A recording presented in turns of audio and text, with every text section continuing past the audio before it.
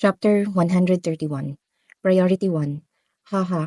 No, now that I think about it, I believe I made a mistake during the day.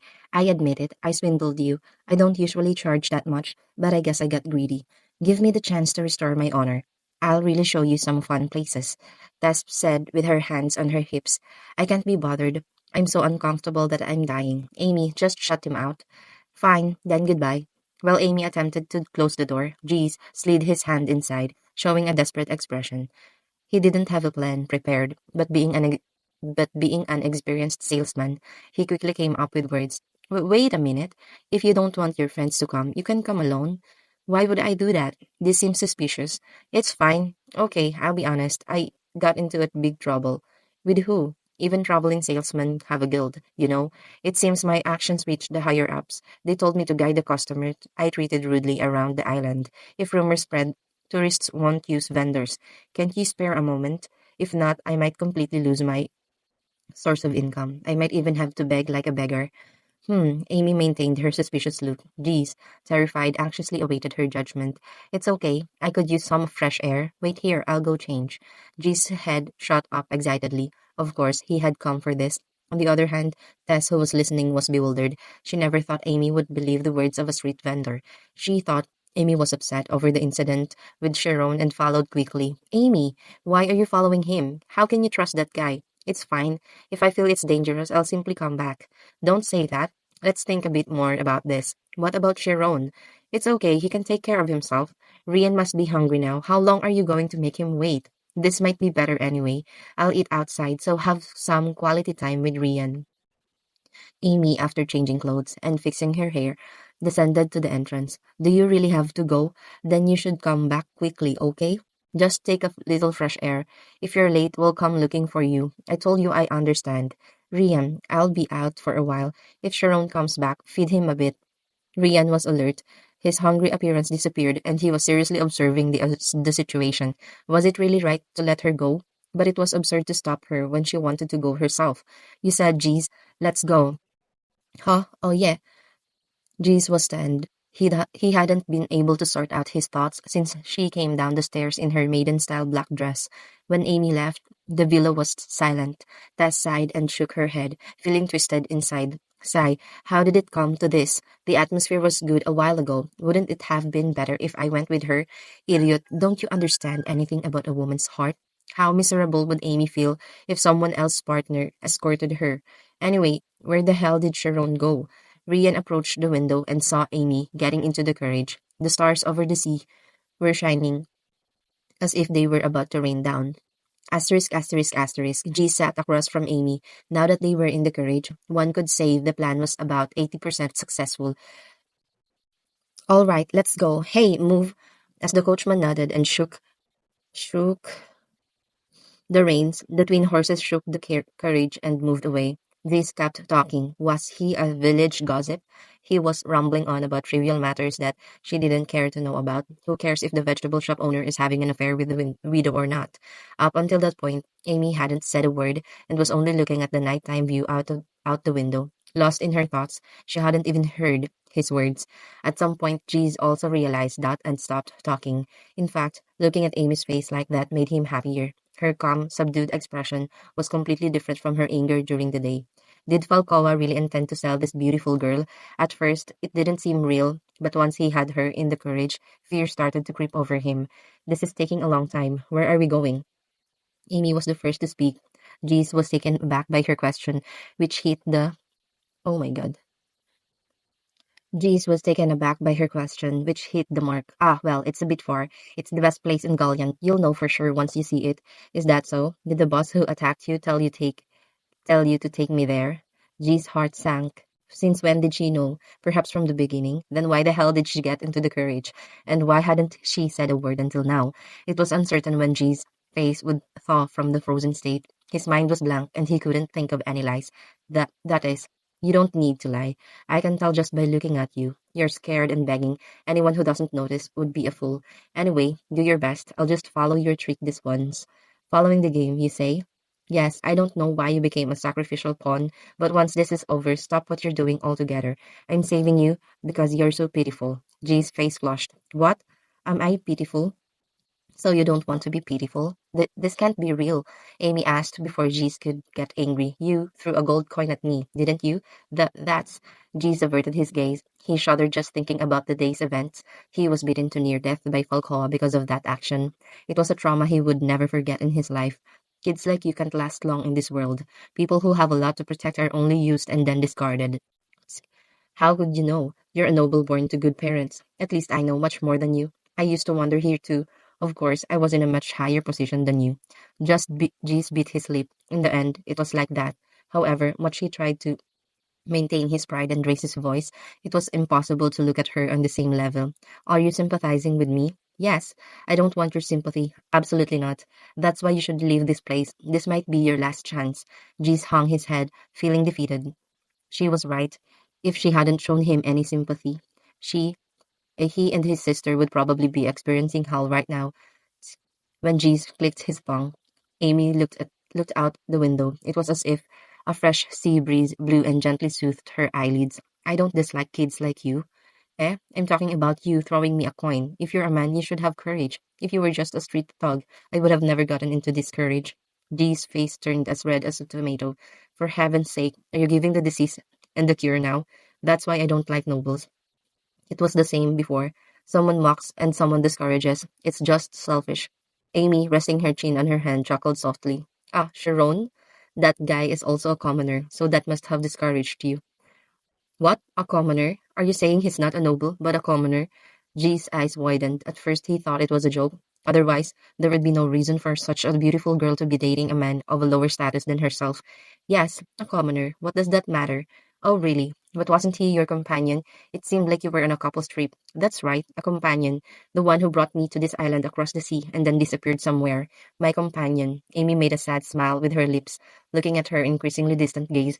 G's head became a mess. Maybe he was wrong from the beginning. He should have picked up the gold coins that fell to the ground. If that were the case, even if his pride were hurt, things like this wouldn't have happened now. Darn it. Damn it. Are you risking danger to sympathize with me? Do you know what danger is? This girl was thinking too lightly. Falcoa was the interim chief of the Freeman organization. What was the Freeman organization? They were the rulers of Galliant, in charge of a fearsome elite army. Even when Jeez was young, the island's commercial power was divided into several organizations. There were occasional power struggles, but the balance of power was never broken. However, the situation changed drastically after the Freeman organization landed on the island 5 years ago. They expanded their power at an incredible speed, and the existing organizations dissolved without even being able to use their force. Finally, an alliance was formed to confront the Freeman organization, but it shattered as if it were nothing. It took only 3 months for the war to end. The Freeman organization was a battle group formed by monsters that dismantled all the organizations in just 3 months. It's not just Falcoa. The thugs above me are terrifying bastards, and I'm going to take this girl to a place like that now. Jeez clenched his fists. He wanted to dissuade her, but he couldn't open his mouth. She might escape because she's a student from the Magic Academy, but his sister can't. If Olkawa decided, he could make his sister disappear with a street vendor without even the mice or birds noticing. I must protect her, at least my sister. Definitely. Asterisk, asterisk, asterisk. After parting ways with Marcia, Sharon reached the beach. His legs were shaking from running nonstop, but the real challenge was yet to come. The villa was in the midst of the mountain, so he had to climb uphill. Why is my luck so bad today? All I do is run. It was nearing sunset, so Rian and Tess were supposed to be having their meal by now. If Amy was still waiting, he needed to tell her the bad news as soon as possible, the bad news that he had left his purchases behind. In one way or another, death is the same. Sharon gritted his teeth and ran uphill. When he reached the villa, his breath reached down to his chin. Sharon, on the verge of collapsing, bent over and knocked on the door. Rian, Amy, Tess, I'm here. Please open the door. Ugh. Suddenly, the door swung open and Sharon tumbled forward. It was a much quicker response than expected. Sharon, where the hell have you been? Do you know how long Amy waited? Oh, sorry, there was a reason for that. Let's go in and talk. My legs are trembling. There was no smell of food in the villa. Sharon, wishing the three had eaten first, apologized even more. Did you wait a long time because of me? But where's Amy? Tess didn't know how to explain. Should she say that Amy got tired of waiting and went out, or that Amy, disappointed with Sharon, followed Jeez? What's going on? You have a bad expression. What happened? This is embarrassing. Tess remained silent as she didn't want to cause any misunderstanding between the two. However, Rian grasped the core of the situation. Geez. You mean the guy who scammed us? Why would Amy follow him? I don't know. While she was waiting for you, the guy suddenly appeared. He said he'd make up for what happened during the day, so he took a carriage somewhere. Amy just followed him without any reason. Tess intervened. Yes, all because we're late. Do you know how lonely Amy must have felt? Tell me, what happened? Sharon delayed his response. Now wasn't the time to argue about such matters. Let's go. Do you know where they went? We don't know. Why are you so nervous? If you were going to be like this, you should have treated her well from the start. She didn't leave because of me. What are you talking about? Amy was so angry. Amy has a bad temper, but she doesn't act emotionally. Even if she's angry with someone, she wouldn't do anything to worry them. She'd rather wait for me and beat me up. Tess' face went blank. Since Sharon knew Amy well, he was probably right. Moreover, when she thinks about it, it makes sense. Amy gets angry easily, but she's tender-hearted. She seems grumpy, but is actually very considerate, isn't she? But are you sure nothing would have happened? He's just a street vendor. Isn't Amy outstanding even at the Magic Academy? End of chapter 131.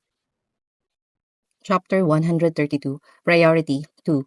Of course, there was no doubt about Amy's ability. However, Sharon thought differently. It had been only 30 minutes since he had heard from Marcia about how dangerous the island was.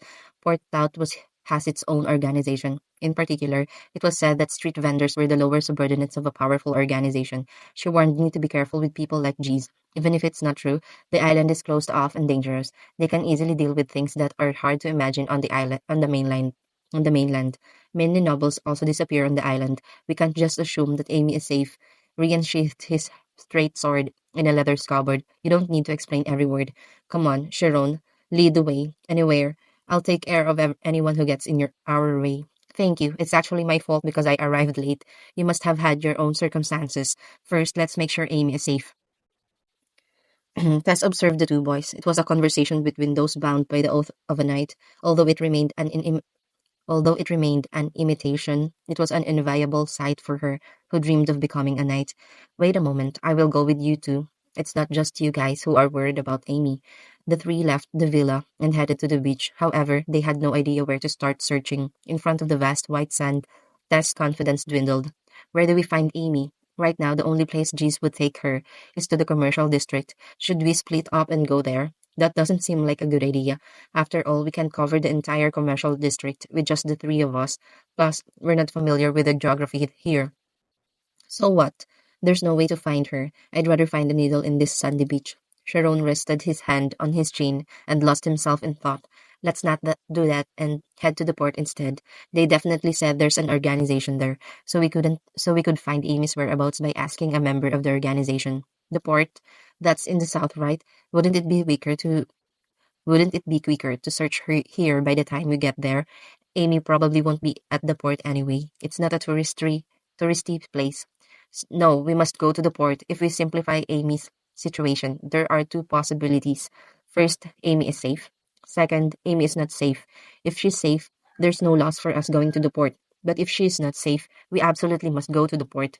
The only reason Amy is not safe is because she clashed with G's organization. Therefore, no matter the situation, we must first go to the port and make contact with the organization. That, yes, that makes sense. Tess nodded as if hypnotized. It was the first time she felt like someone was speaking faster than she could think. Rian didn't hesitate. The moment Sharon said to go to the port, he was already hiring a carriage. When Rian, who had paid the coachman, gestured for them to get in, Sharon and Tess rushed over. They threw themselves into the carriage compartment at a gallop. The coachman burst into cheerful laughter and sped up. Ah, youth is great. You seem to be in a hurry at this hour. Yes, please go fast. All right, then let's put our horses to work for the first time in a long while. Let's go.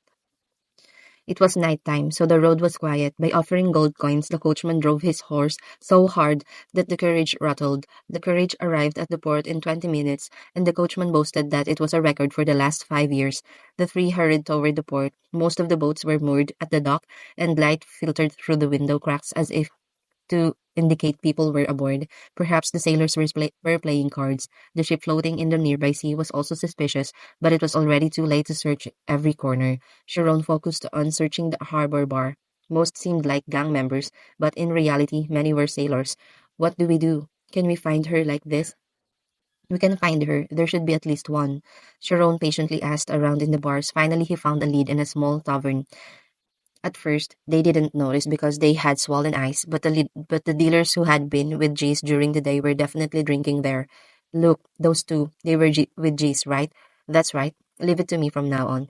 Rian thumped his fist and walked away. He knew that in these situations, it's more about the impression you make than your actual skills.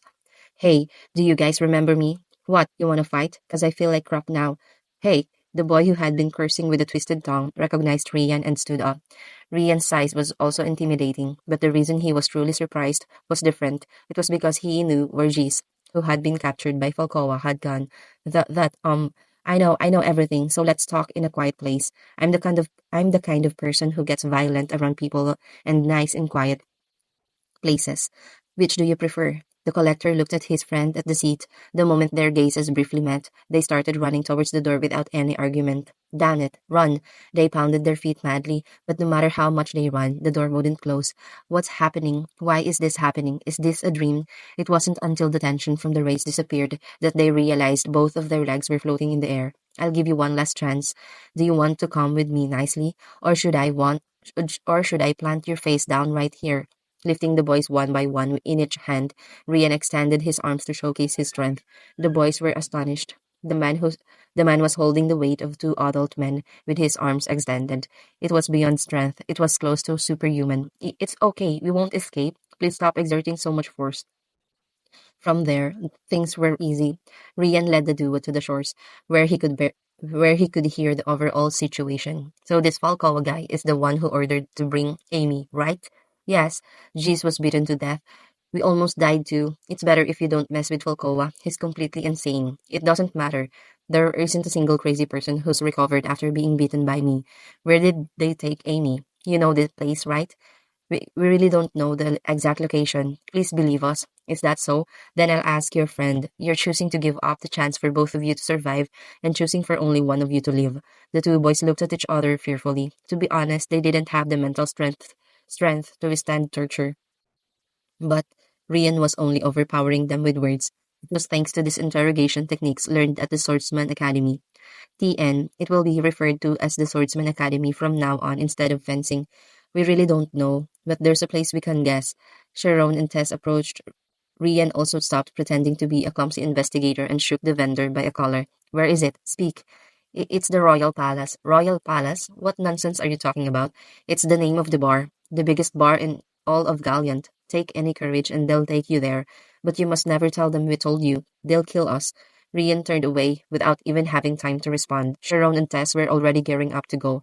As they exited the port, they saw a cart waiting. Coincidentally, it was the courage that had brought them here. Sir Coachman, the coachman who was sitting in the driver's seat, smoking, turned his head. The customers who had enjoyed the fantastic gallop of his horse were running toward him in a hurry. He finished sightseeing. Hey, finished sightseeing already? You're as quick with sightseeing as you are with running. Haha. Sir, we have to leave now. It's urgent. It's always urgent with you youngsters. Come on in. With fervent passion, the coachman leaped from the driver's seat. Once the coachman had set the horse in motion, he turned around and shouted. His voice naturally became louder due to the sound of the wind. All right, where to this time? Sharon, Rian, and Tess shouted simultaneously. The Royal Palace. Asterisk, asterisk, asterisk. Tavern, Royal Palace. The Grand Tavern proudly displaying a sign that read, Royal Palace could arguably be the most glamorous place on the island. The four-story building perfectly demonstrated what a waste of money was. All kinds of gold and silver treasures decorated it, reflecting light and magical crystal lamps that ordinary people couldn't even see emitted light. Sharon and the others were overwhelmed by the wealth radiating from the building. It felt as if they had arrived at a place where they weren't supposed to be. As Sharon walked towards the tavern, as expected, a guard standing at the entrance blocked their path. Hey, weapons are not allowed here. Rian didn't even listen and pushed him by the neck. He was similar in size to Rian, but the guard couldn't match Rian's strength. When the guard, who had been gasping and struggling, regained his senses, Chiron and the others had already entered the establishment. The tavern was filled with the voices of people. Scantily dressed women danced around, and obscenities, insults, and all sorts of indecent conversations flew around. Tess frowned, despite being a calm place on the surface. Galliant turned into a place full of dirty desires after sunset. Do you really think Amy would be in a place like this? There are so many people. And what about those women? Aren't they ashamed? Indeed, it's definitely not a place Amy would like, but since she came voluntarily, she might have resigned herself. And be careful, even if something happens here, the guards won't intervene. After learning about the situation on the island from Marcia, Sharon was convinced, although the method of use is different, this place was probably one of the places where some kind of deal had been made with the government. When they couldn't find Amy on the first floor, they climbed the stairs. A fierce gambling scene was taking place. The third floor had rooms lined up along a cross-shaped corridor with iron doors, and the fourth floor was a VIP room where the high nobility stayed. After searching on each floor, Rian let out a sigh of regret. It's going to be difficult to find her like this. She's not in the hallway or the gaming room. We have to search every room on the third floor, and the fourth floor is packed with bodyguards. It was time to make a choice: either ask for permission and search like a meticulous investigator, or cause a big commotion. Of course, the decision of the three was the latter. Now that they knew Amy had been dragged into a malicious conspiracy, they had no intention of gracefully stepping back. There, those damn kids. The guard who had been hit at the entrance pointed at Sharon's group. Then a man from the back rolled up his sleeves and approached. Rian had to tilt his head to make eye contact with the man. He was so tall that his head reached the ceiling. Are you a gorilla? In a shop where the back alley was seedy, being picky with customers was normal. Most were screened by guards, but there were quite a few who barged in and caused a mess. The doorman's job was to control those people forcefully. What's this, huh? These are just wet behind the ears kids, right? No, now that I see, this girl is not just a child. The gorilla looked at Tess, grinning through his snub nose. Unlike ordinary people, his high viewpoint allowed him to observe Tess' rich qualities better than anyone else. Hehehe, someone like you is the perfect customer for this shop. Let's see, will this guy give you an evaluation? The doorman's hand reached out to Tess. Just by opening the palms of his hands, it felt as if a net had spread out before her eyes. Tess firmly grasped the doorman's middle finger, and then, with all her might, she bent it backward. Ah! The giant's body twisted comically. His arm was fully extended, and the middle finger was bent enough to touch the back of his hand. It hurts, it hurts. Humph, you should have been careful. Even though I'm a woman, the strength in my arm is stronger than your middle finger. You know, this is what happens when you rely on your size and act recklessly. Ah, you damn! Unable to endure the pain, the doorman swung his other fist at that moment. Tess released the finger she was holding and, like lightning, twisted her body and swung her elbow. A single swift strike hit the edge of the gorilla's chin and passed by. It was so perfectly synchronized that it felt as if the opponent had intentionally moved closer to be hit. The doorman's consciousness was cut off as his brain vibrated. As Tess stepped aside, the giant's body fell with a dull thud, like an old tree. End of chapter 132. Chapter 133. This can't be. The guard was surprised. He had not anticipated that the gorilla famous on Gallant Island for his enormous size would be taken down by a single blow from a woman. Rian shook his head as he looked at Tess, who was applauding triumphantly. With this in mind, where is the room for men to intervene? Elzane's swordplay is renowned for its sophisticated attacks. As a trained fighter, skilled in targeting vital points in any situation, she could neutralize differences in strength and size in an instant. Reaching the tip of the chain with minimal movement is impossible without lethal concentration. You should realize how lucky you are. If Tess had drawn her sword, you'd be dead by now. Sharon stared at the motionless doorman. Was this the move of a swordsman, the counterpart to that of a wizard? If Ray's strength was cutting edge, Tess' strike felt like witnessing a perfect work of art. Wow, that was really cool, Tess. Hehe, was it good? Sharon, you have a keen eye, unlike someone standing next to me. Rian, listening in part, approached the guard. The guard was terrified, his legs shaking.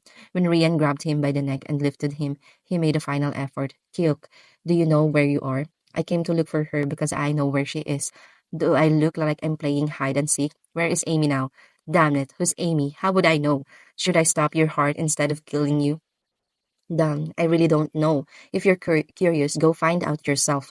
This guy, seriously, Rian's eyes lit up. He was already eager to die. This guy was provoking him. Weren't they doing this because he didn't have time to search? As he was about to intimidate him with a bit more intensity, Sharon stepped forward. Rian, that's enough. What's the point of asking someone something he doesn't know? So what? Are we really going to go room by room? No, ask him something he does know. Ask something he knows. Like what? The guard locking his eye. The guard, locking eyes with Sharon, was startled. Anger of a different nature from Rian's. It felt as if his joints were freezing due to the escalating coldness. Ask him where Falcoa is. Asterisk, asterisk, asterisk. Tavern, Royal Palace, basement, level 1.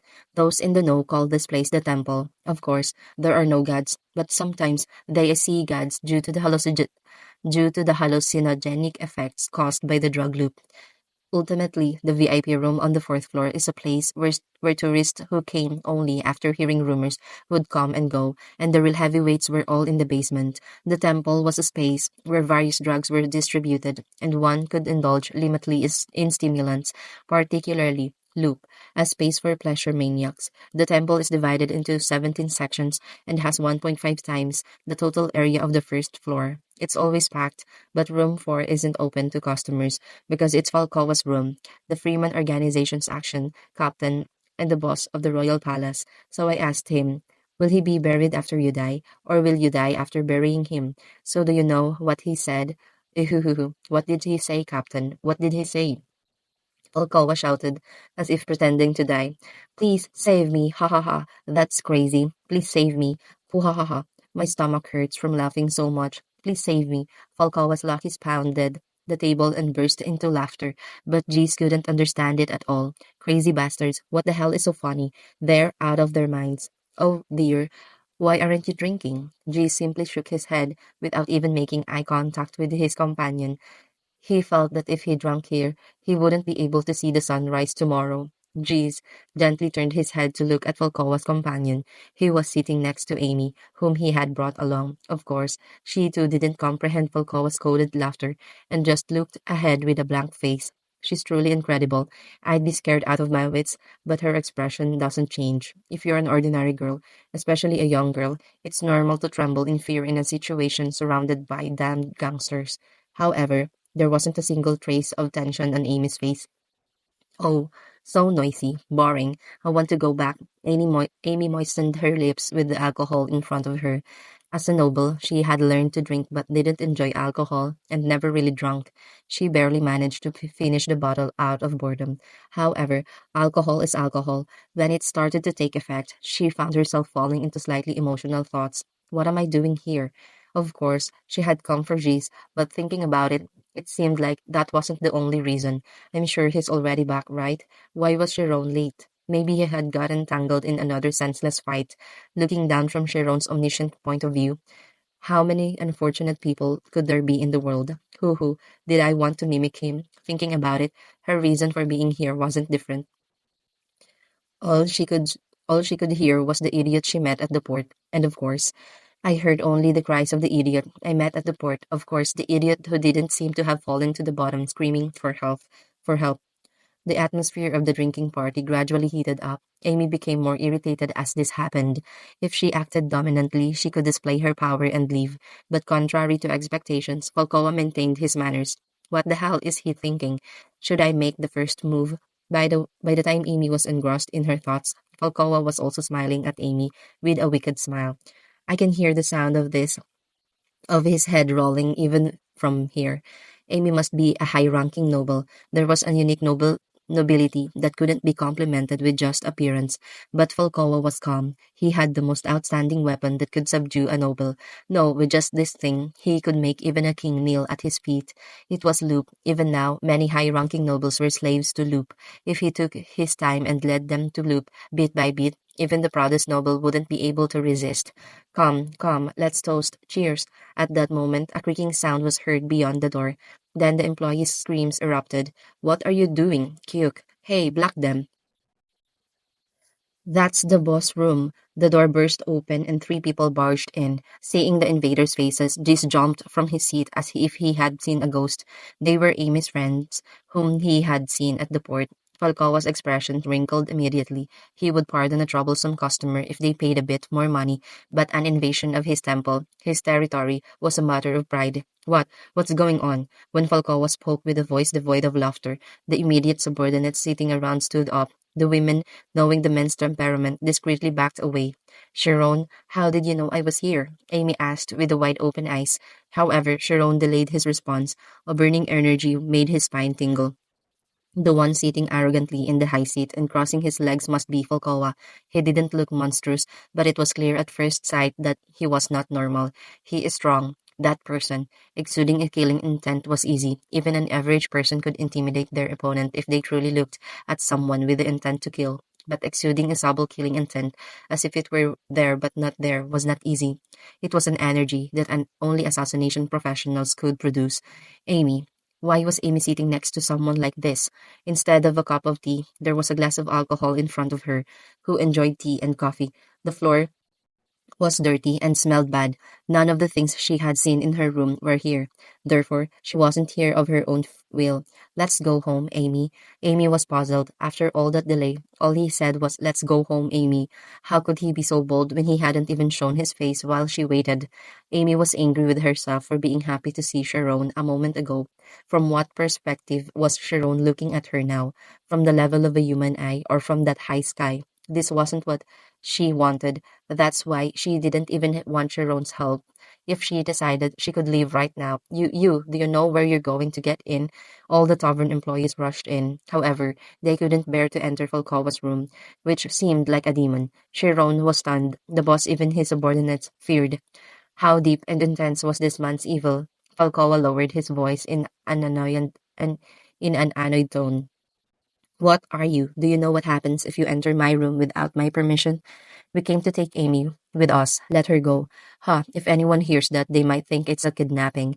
Even if you're nobles, there are things you need to be careful of, especially in place like this. Sharon's predictive assumption was correct. This place was a lawless zone, protected by the island government. What are you doing? Send the kids back. Where should we send them back to, brother? Falcoa let out a sigh and spoke. To hell. The direct subordinates in room 4 relaxed and approached. It was a different aura compared to the employees who had been around until now. Tess took a stance to unsheath her sword and spoke. Sharon, be careful. They all are schema users. Sharon's eyes lit up. Tess had a good eye, so it was probably true. Of course, most students from the Swordsmanship Academy could use schema. However, it was definitely odd that none of the ruffians living on the island, not inland, lacked a schema. Who the hell are they? How is it possible for a mere tavern owner to employ such skilled individuals? Sharon looked at the subordinates blocking the front. At that moment, a tremendous emotion struck Sharon's heart. Pressure. Sharon, be careful. It's pressure. There are many skills related to eye techniques in the schema system, but pressure was the most popular among them. It's good for practical use because the reaction is intuitive and easy to master as long as you know how to project your emotions outward. Sharon wasn't surprised. He realized it was the same technique he had suffered from Adele, the Carmis family's butler, when the enemy's hostility crushed his lungs. However, the feeling of the emotion was of a different dimension. If Adele's pressure was simply to overwhelm the opponent, his pressure was only to end a life. Rian grabbed the handle of the straight sword and took a step forward. How dare you? Rian, wait. While Sharon shouted, Falcoa's men squinted with puzzlement. It was a pressure of a whooping 10 simultaneous killing intentions. It was normal for the heart to stop instead of being able to speak, but Sharon remained standing, even with a faint smile on his lips. The only person who understood this situation was Amy. Indestructible, in some aspects, it's a power that matches my red eye. They couldn't hit Sharon with pressure. No, maybe they could, but they were out of their breath, of their reach. Sharon moved slowly, then as if the atmosphere was being pushed, the subordinates backed off at the same pace. Of course, it wasn't easy for Sharon to let out his emotions. It was pressure from 10 veterans who had experienced countless battles. Emotions couldn't be valued, but to estimate, it was like waiting for a courage coming from afar, tied hand and foot to the ground. To be more precise, it was a terror of the moment the courage arrived right in front of you, and the huge wheel filled your view. In reality, the time to feel fear would only be zero point 0.1 seconds, because death awaits, but Sharon had been feeling the same emotion for over 20 seconds. End of chapter 133. Chapter 134. In a word, it wasn't the intensity of the emotions that could exist in reality. It was a situation where the heart could stop due to a shock to the nervous system, even if the indestructible trembled. by only 1%, but Amy wasn't worried because it's called Diamond Indestructible since it won't even shake by 1%. Finally, Sharon pushed the man against the table. Falcoa, who was observing the disorder, twisted his face with anger. What are you doing? Cut his throat now. His subordinates rushed forward, drawing their longswords from around their waists. Darn it, I can't believe I have to use a sword against a kid. At that moment, a flash of light came out of Sharon's body. The flash that occurred in the enclosed space blinded the vision of the subordinates. What? What are you doing, emitting light? Sharon turned his palm and threw a ball of light. The golden photons compressed to a pale color as it compressed at a tremendous speed. Sharon, you don't plan to do in the face of the force of the photons, trembling at an immeasurably frequency. Amy finally realized it was magic that accelerates mass at a speed comparable to light to create a shock wave. The photon cannon. Sharon, that's... It's not easy to avoid a photon cannon in a confined space. Eventually, someone will be hit directly, and that will undoubtedly result to deaths. Because Amy could finish her... Before Amy could finish her words, Sharon raised the white sphere, and with all his might, he smashed it against the ground. At the moment the flash fell, a deafening roar spread throughout the room as if thunder had struck right in front of them. What is this? Those in the room covered their ears as the shockwave spread across the ground. The underground structures shook. Piles of dust fell from the ceiling. The subordinates were in a shock, as if they had survived a natural disaster. The echoes of the roar, trapped underground, still lingered in their ears. After a long while, the gangsters looked around the place where Sharon's magic had struck. Surprisingly, the ground was not deeply dug. However, the flattened area exceeded a diameter of 4 meters. What is this? Isn't this underground? The subordinates couldn't believe it, even after seeing it with their own eyes. This was a temple that could be said to be the strongest structure in Galliant. To create an underground space, a design centered on durability is essential. Indeed, thick steel plates were laid on the floor of the temple. It was understandable that the entire basement would shake if the steel plate was carelessly flattened. In short, it wasn't a force that humans could withstand. As veterans, the subordinates didn't show a crying expression. However, they kept as much distance as possible and were wary of Sharon. Falcoa's expression collapsed again at the sight. Overcoming 10 pressures was one thing, but the magic that the kid had shown now was the first of its kind even for him, who had passed through countless battlefields. You, who the hell are you? What line are you from? A vast network of mages connecting continents is called line, but Sharon wasn't familiar with the commonly used term in the magical society. He boldly stated his origin. I'm Sharon, a student attending the village Academy of Magic. Jace looked at Sharon in astonishment. For nobles, one's origins is a golden rope, but in some circumstances it can be a shackle. Given the way he was treated at the port, there was no way Sharon didn't know. But why did he reveal his origin? A student? That's ridiculous. Are you saying you acted like a student? Hey, you know what? If I file a complaint with your academy, you'll be finished then and there. You'll probably be expelled. If you want to file a complaint, go ahead, as much as you want. Falcoa's eyebrows twitched at the unexpected reaction. Disciplinary action or expulsion won't dictate my life. Of course, the academy is an important place for me, but there are many more important things than that. And Amy, Sharon looked at Falcoa and continued, she takes precedence over all the priorities I've set. Amy blinked. The increasing speed of her eyelids seemed to reflect her heartbeat. I don't care about any punishment. If you want to, if you want to sue, do it. But Amy won't stay here for even a second longer. If you bring my friend to such a dirty place again, then I'll truly wreck everything. With a whistle, Rian's straight sword came out with a sound akin to water. The size of the sword, equal to the height of an average person, was tremendously intimidating. As expected of Sharon, I knew there was no mistake in my eyes. Rian realized why he had hesitated to unsheath his sword until now. Just as a small crack breaks an iceberg, the minor obstacle of disciplinary action seemed to have disturbed his convictions. You're right, Sharon. Putting your friends in danger because you're afraid of disciplinary action? You must be joking. Argent, Argent Rian has never lived that way, not even for a moment. After Rian Tess unsheathed her sword, ho ho ho, the same goes for Elzane Tess. We can't leave Sharon's faction friend, Amy, in a gangster's den like this. Rian looked at Tess as if he were stunned. Since when are you part of Sharon's faction? Oh, just let it go at times like this. You're so tactless. Tess, who teased Rian, turned to Amy. She's still lost in thought. but her cheeks are more flushed than before. A warm smile crept over Tess' lips. You're lucky, Amy. As a woman, Tess could guess Amy's feelings. To Sharon, Amy wasn't just a point looked down upon. From an omniscient standpoint, she was an irreplaceable friend, or perhaps something even more than that. Sharon, who forcefully pushed back the approaching subordinates, walked towards Amy. Then he reached out his hand and repeated his initial words. Let's go back, Amy. Finishing her thoughts, Amy lifted her head and spoke. Huh? As Amy stood up, Falcoa's face contracted. These damned rascals rushed in, caused a commotion, and now we're living on their own. Ha! Has the world renowned Falcoa fallen so low? It's been almost 5 years since the entire organization fled from the continent's bounty hunters and hid on this island.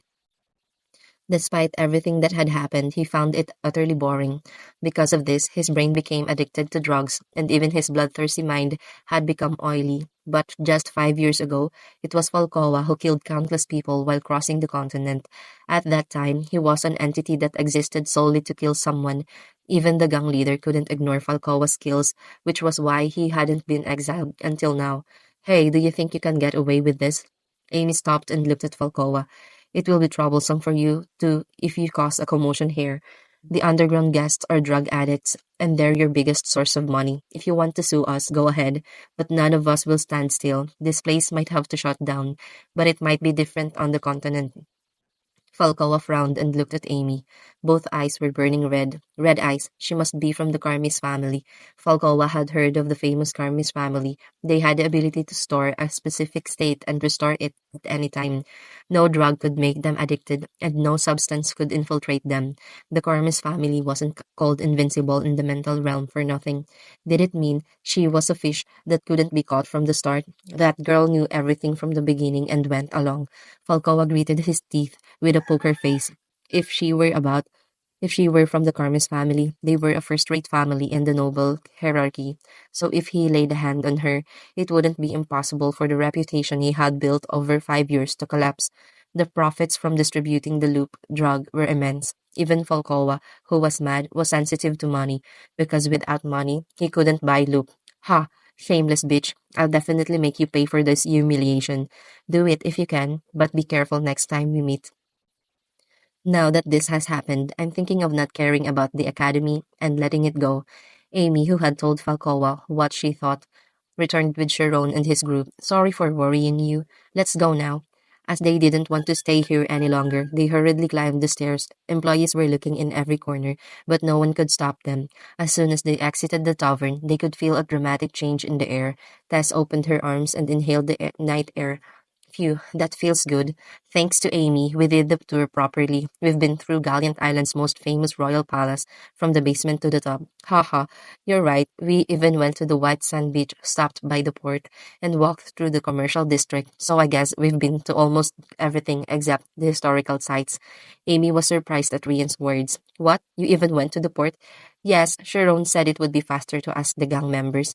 We ran frantically. If it wasn't for the passionate horse-drawn carriage driver, we would have wasted time. Amy looked at Sharon. Then, when their eyes met, she slightly averted her gaze. She still didn't have the courage to look at him in the face properly. She remembered Sharon's words she heard in the basement. It would have been about the importance of friends without any misunderstanding, and that was enough. Why didn't she notice? At the moment of her fall from the cliff, Sharon was the only one who came close to her and called her by name. Amy might be satisfied with realizing its meaning. Amy, sorry for being late. I'll tell you when we get back. There was a special circumstance on the way here. I'm not even curious. Why do I have to hear that story? Still angry? Her anger had already subsided, but Amy thought that it would be better to remain angry. Let's get this clear. Surely, you're not imagining anything weird about today's matter, right? A prince on a white horse saving the princess, something like that. Not at all.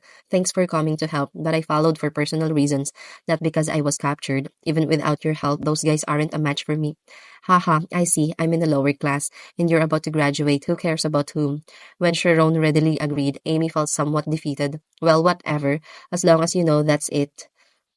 Tess laughed heartily, clutching her stomach. As Rian steered his steps toward the commercial district, he shouted, Late night snacks? Great, I love it. Hooray!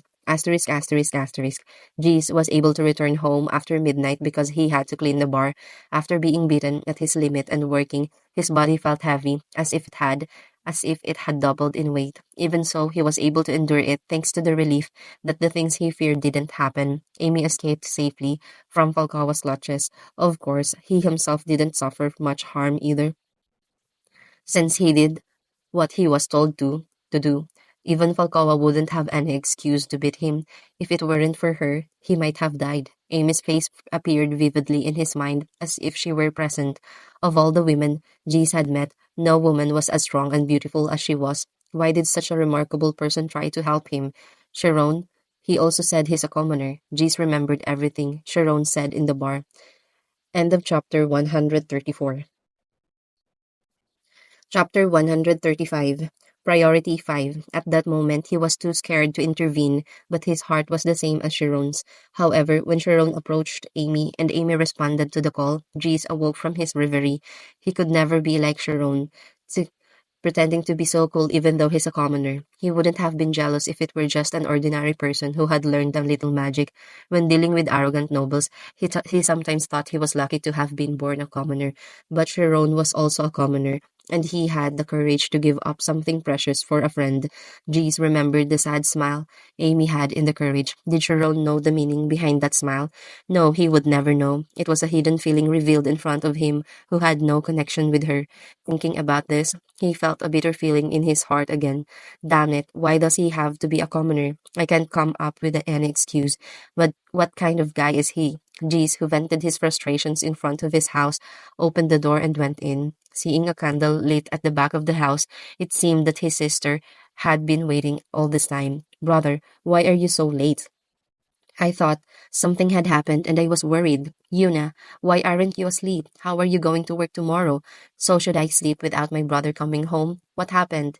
Nothing happened. I just got caught up with work and lost track of time.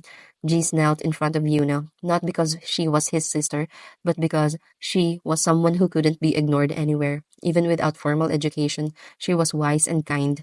Yuna was Jee's pride.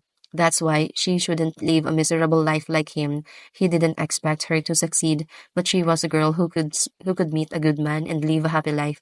Why is your face so gloomy? Be honest. Even if you can fool everyone else, you can't fool me. Or would you rather I didn't prepare your breakfast tomorrow? Haha, my goodness, you're scary. I just had a few things that hurt my pride, but I'm fine now. Oh, does that pride get hurt all the time? You can't even eat because it's rotten. Anyway, go take a bath first. Your brother's sweat odor is no joke. No joke. G's eyes warmed up. Seeing her calmed his mind. So what if he's not as good as the others? If only Yuna was there, he wouldn't envy anything in the world. G's hugged Yuna. The scent of a family member, sharing the same scent, washed away the day's fear and trembling. Oh, the smell! What are you suddenly doing? Go wash up first. Wait a minute, Yuna. Your brother will definitely become the ruler of the port. What are you still saying that? Are, are you still saying that? What ruler of the port? Even you become one. No one will recognize it. Haha, that's true. Yuna laughed and hugged. Geez. Truth be told, she didn't hate the smell of sweat because every drop of sweat wasn't shed without purpose for her. I really hope that day comes. My brother will definitely be able to do it. Yes, Jeez looked at the moonlight streaming through the window. It was a perfect night for sightseeing. Asterisk, asterisk, asterisk. Sharon and the others had been busy since dawn. The boy cleaned the house while the girl washed, and when the boy entered the bathhouse, the girl sat in front of the mirrors to dry her hair and dress. After finishing their bath, Sharon and Rian glanced at the girl's room and thought that time had stood still. Amy and Tess were still in front of the mirror doing something. The boys finished breakfast first. It was dawn when they had a simple meal with the food they bought in town last night. Only then did the girls start choosing their clothes, and each time they walked out the door, their outfits changed drastically. Rian thought that Tess and Amy were experimenting. It was one thing for girls to change clothes if they didn't like the outfit, but what about changing into something else because they didn't like it and then changing back after a while? Are they really testing the boys? Isn't this an obvious challenge to test the viewer's memory? Oh, just wear anything. Are we going to slay a dragon? Why worry so much about a piece of cloth that doesn't even have defense power? Tess looked at Rian with surprised eyes. Oh, for goodness sake, We dress up more because you guys don't pay attention to how we dress. Keep quiet if you want to hear good things. Amy came out in a light blue dress. Sharon, isn't this weird? No, it's nice. Amy looks good no matter what you wear. Really? Amy didn't take it too seriously and went back into her room. Tess was jealous of Amy. Please look and learn from Sharon. Oh, you're annoying. Rian pursed his lips as Tess closed the door and went in. What on earth did he do to deserve that? Being honest with what was in his heart was a virtue and a matter of pride for a gentleman. Sharon, how do you come up with those words on the spot? Teach me too. It's simple. Whatever they wear, you can't say it's weird. Oh, Rian fell back, holding his stomach from laughter. 11 a.m. The girls, having changed their clothes, checked their backpacks in preparation for any unforeseen circumstances. There, they carefully packed emergency food, a knife, a compass, and a rope. Tess, pleased with her reflection in the mirror, clenched her fist and shouted, Shall we go to bed now? Let's make sure to leave tomorrow morning. Tess' face turned red from Rian's dry joke. How late do you think I arrived? I even helped Amy get ready. Why does Amy suddenly appear? What kind of hostage is Amy? So, do you really think an awkward outfit and an ignorant big sword suit you? You look like a caveman from afar. Know your place. Amy played her part as a hostage. Rian, I'm sorry. Actually, I arrived late. Tess got ready faster than me. Haha, it's fine, Amy. It seems like you took a long time getting ready. Tess' eyes turned fierce as an axe. What? So am I not pretty at all? Let me see. Rian looked at Tess. Well, he thought she was pretty from the start, even when she didn't wear any makeup. She was beautiful, but today it seemed like she put in a lot of effort. Unlike usual, She sprayed perfume, so even Rian, who lacked aesthetic sense, could see how much effort she put in. Yes, well, you're pretty enough to compliment. Eh? In a moment, Tess, who had stacked replicas like a mountain, was disarmed. She never dreamed that the word pretty would come out of Rian's mouth. Her face turned red, and knowing that her face was red made it even redder. Don't you dare think that I dressed up to hear that, you fool, caveman. All right, I got it, so please let's go. We can't enjoy sightseeing if the sun sets. Rian led his friends outside. Thus, Sharon and the group were able to start their journey 5 hours after waking up. Sharon's initial plan was to investigate the ruins alone with Amy. However, as their friends got closer than expected, it became impossible to move separately. They took one of the carriages lined up on the sandy beach and headed east. It was a rather tedious journey, as they had to go from the western end of the island to the eastern end. However, the four people chatting in the carriage didn't notice the passage of time. Hey, guys, look over there, Sharon shouted, pointing out the window. A mountain forming a dense forest was visible about 2 kilometers from the road. The mountain range was continuous like a camel's hump, and according to what they heard, the ruins of Kerugo were at the end of that mountain range. It's Mount Towa. I heard from my older brother that Galliant was originally a volcanic island. The lava that seeped from the bottom of the sea hardened and became an island. After a volcanic eruption 500 years ago, it's now in a dormant phase, but there's always a possibility it could become active again. I see, they say the Kerugu ruins were buried in volcanic ash, and only half of them were exposed. Right, the Galgant autonomous government proposed restoring the ruins, but it was rejected due to the opposition from the natives. If we go to the ruins, we can probably find out how much was buried. Why were they opposed? Wouldn't it be good to restore the ruins from the natives' perspective? I don't know, but there must be some circumstances. They might have secrets they don't want to reveal. The Galliant autonomous government hasn't been on the island for even 100 years. If you think about it that way, there are many secrets. It doesn't seem like an ordinary tourist spot. I suppose so. Very few of the existing ruins are managed by the natives. The Caribou ruins also hold high historical value. Sharon looked back at the mountain based on Amy's explanation.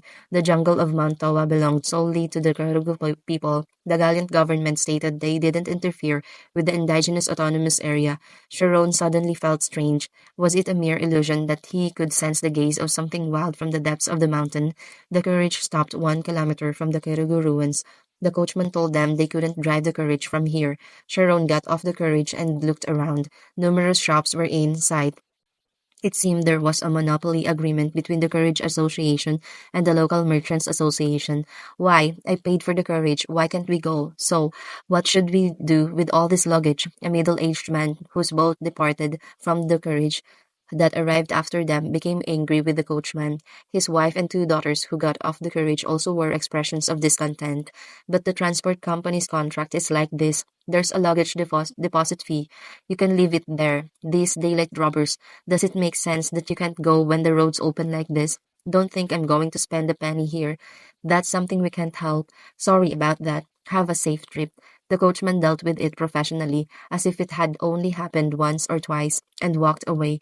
Ultimately, the middle-aged man holding his luggage with both hands headed to the paid storage. When his daughters pointed out the snack shop, he left the luggage and bought them some snacks. To Sharon, the man didn't seem like just anyone. If he had known beforehand, he would have reduced our luggage. Would it matter? I don't think there's much danger at tourist spots, but it's always better to be well prepared. The main goal is exploration after all. Rian looked at the middle-aged man walking away, perhaps feeling better due to his daughter's affection. He headed cheerfully to the historic site. He might seem crafty, but he's smart. As a tourist, you inevitably have to spend money.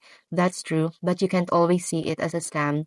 If the commercial district in tourist spots isn't active, even the locals can't handle it. Nodding at Amy's words, Sharon and the others started walking. It was said to be a historically significant ruin, but as expected, there were many tourists. As they approached the historic site, the number of people increased, and when they reached the toll booth, there was a bottleneck causing the area to fill up. Wow, can you see there? There are people from other countries too. It's a world famous place. Do you see the man standing on the arch over there? I think he might be a native. Sharon looked in the direction Amy had pointed. A man of medium height guarded the entrance. His clothing looked modern, but the gaze in his eyes, looking straight ahead, was undoubtedly wild. Tess seemed abnormally frightened. Oh, he looks intimidating. He even has tattoos on his face, doesn't he? End of chapter 135.